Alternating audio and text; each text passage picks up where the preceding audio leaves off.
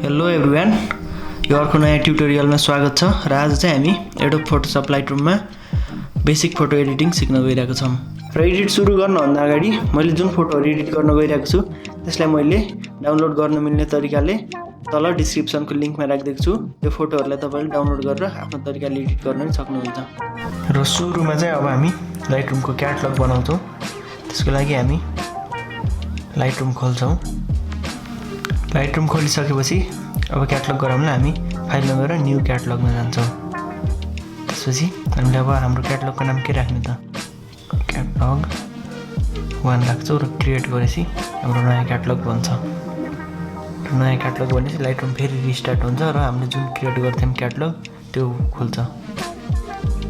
र यति भएपछि हाम्रो क्याटलग चाहिँ रेडी भयो। हामीले क्याटलग बनाइसकेपछि अब हामी हाम्रो जुन फोटोहरू एडिट हुने हो त्यसलाई इम्पोर्ट गर्छौँ। त्यसको लागि हामी फाइल ब्राउजरमा जान्छौँ। त्यसपछि हाम्रो फोटोहरू कहाँ छ त्यो फोल्डर खोल्छौँ, एडिट हुने फोटोहरू। त्यसपछि हामीले हाम्रो सबै फोटोहरू सिलेक्ट गरेर लाइटरुमको यो लाइब्रेरी प्यानलमा ड्र्याग गरिदिन्छौँ र हाम्रो फोटोहरू त्यहाँ देखाउँछ। त्यसपछि अब हामीले इम्पोर्टमा क्लिक गरेपछि हाम्रो फोटोहरू इम्पोर्ट हुन्छ। हामीले हाम्रो एडिट हुने सबै फाइलहरू इम्पोर्ट गरिसकेपछि अब हामी डेभलप मोडमा जान्छौँ। र यो डेभलप मोडमा चाहिँ हामीले हाम्रो सबै एडिटिङको कामहरू यही मोडमा गर्छौँ। र यो भयो हाम्रो इमेज एडिट हुने। त्यसपछि यो हाम्रो प्रिसेटहरू छ। त्यसपछि हिस्टोरी स्न्यापसटहरू छ।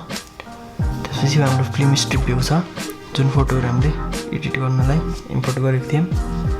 त्यसपछि हाम्रो इमेज भइहाल्यो पिक्चर भ्यूमा। त्यसपछि हाम्रो इमेजको नाम, त्यसपछि सेटिङहरू यहाँ देखाएको छ। र सुरुमा चाहिँ अब हामी यो हिस्टोग्राम हेर्न जाँदैछौँ। हिस्टोग्राम भनेको चाहिँ ब्ल्याक्स व्हाइट्स अनि कलर्सको अनि एक्सपोजर लेभलहरू देखाउने एउटा मिटर जस्तै हो भनौँ न।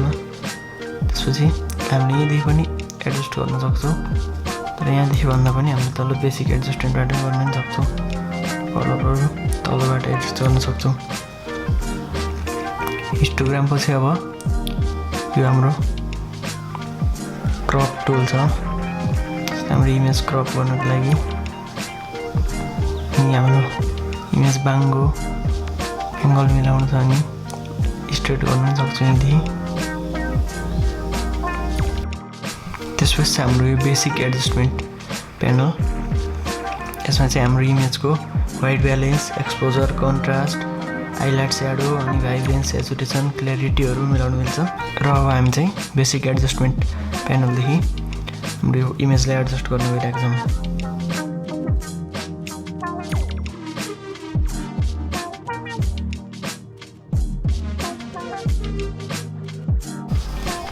हाम्रो टोन कर्वको एडजस्टमेन्ट मिलाएपछि अब छ एचएसएल, कलर र बिएनडब्लु भन्ने प्यानल छ। यसमा चाहिँ हामीले यो सेचुरेसन ल्युमिनेन्सलाई एडजस्ट गर्छौँ।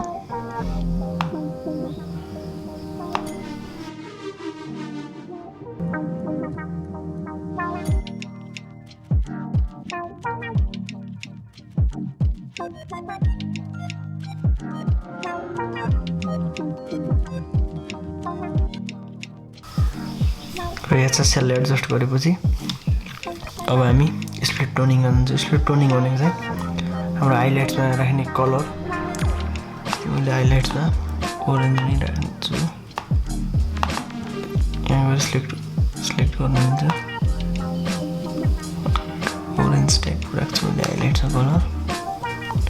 त्यसपछि त्यसको सेचुरेसन कति राख्ने भन्नुहुन्छ नम्बर 6 राख्छु। र स्याडोको कलर चाहिँ मैले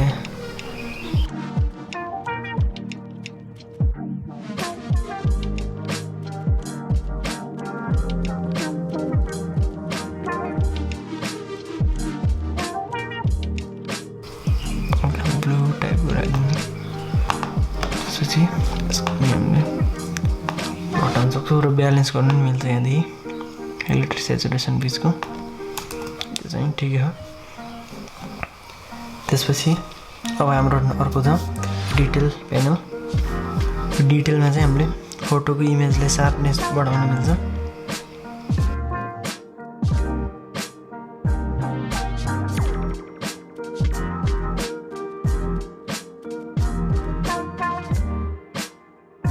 सो यो लुमिनेन्स छ लुमिनेन्स चाहिँ कुनै कुनै नोइज भएको फोटोमा जस्तै मेरो नाइटको फोटो हो यसको मैले शार्पनेस 20 बढाइदिएँ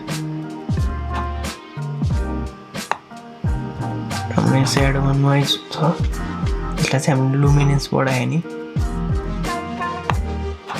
लुमिनेन्सलाई कन्ट्रोल हुन्छ नोइजलाई हल्का लुमिनेन्स काम चाहिँ त्यो हो स्कलरलाई थोरै गरिदिन्छौँ त्यसपछि अब हाम्रो छ लेन्स करेक्सन चाहिँ हामीले प्रोफाइल सेलेक्ट गरेर नि गर्नु मिल्छ जस्तै यो फोटोमा भन्छौँ रिमुभ प्रोफाइल करेक्सन गर्ने अनि लेन्स सेलेक्ट गर्ने जस्तो मैले सिग्माको लेन्स देखेको थिएँ सिग्मा हामीले सेलेक्ट गर्दै यसले आफै डिटेक्ट गर्छ हामीले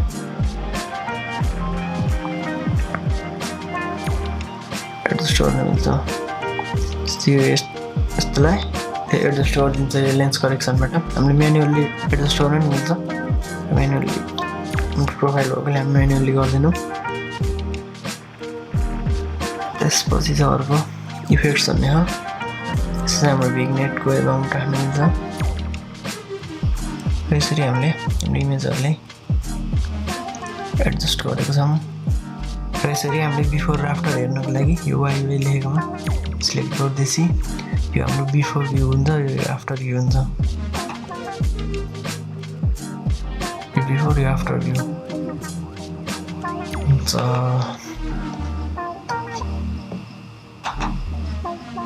त्यसपछि हामीले त्यही भ्यूमा जान्छौँ त्यसपछि अब हामी यो फोटोहरूलाई एडिट भएको फोटोहरूलाई एक्सपोर्ट गर्नको लागि हामीले फोटोहरू सिलेक्ट गर्छौँ यसरी यो एडिट भएको फोटोमा यो प्लस माइनसको यो लोगो देखाउँछ सिलेक्ट गरिसकेपछि हामी फाइलमा जान्छौँ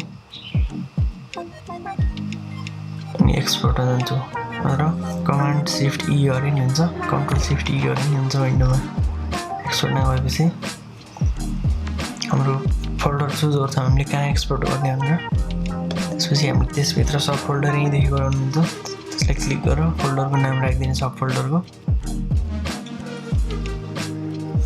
त्यसपछि हाम्रो क्वालिटी सुरुमा 60 हुन्छ यसलाई बढाएर 100 पुऱ्याउने त्यसपछि मैले शार्पन फर चाहिँ स्क्रिन गर्छु पेपरको लागि गर्ने नि पेपरको अप्सनहरू हुन्छ अनि वाटरमार्क राख्नलाई हामीले वाटरमार्कमा क्लिक गर्ने त्यसपछि सिम्पल कपिराइट वाटरमार्क गर्ने सरी एडिट वाटरमार्क गर्ने त्यसपछि हामीले यहाँ वाटरमार्क के राख्ने त जस्तो मैले सुरज केसीलाई राखेपछि हाम्रो वाटरमार्क गराइन्छ र वाटरमार्क चाहिँ हामीले बिचमा प्लेस गर्नुलाई यस्तो यहाँ सेलेक्ट गरेर हुन्छ त्यो उताबाट राख्नु त्यो गर्नु मिल्छ साइज यसको बढाउनु मिल्छ यसको ओपेसिटी पनि बढाउनु मिल्छ यसबाट र यदि तपाईँसँग पहिल्यै आफ्नो पिएनजी लोगो हो नि यहाँ चुज गरेर पिएनजीलाई इम्पोर्ट गर्न पनि सक्नुहुन्छ मैले यता राखिदिन्छु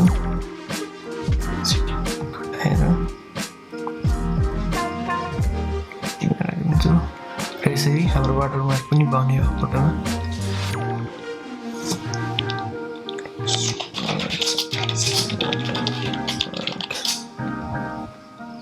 वाटरमार्कको नाम राखेपछि क्रिएट गरेपछि वाटरमार्क पनि क्रिएट भयो टिक लगाइदिएपछि हाम्रो वाटरमार्क पनि बन्यो र एक्सपोर्ट गर्दैछ हाम्रो फोटो एक्सपोर्ट हुन्छ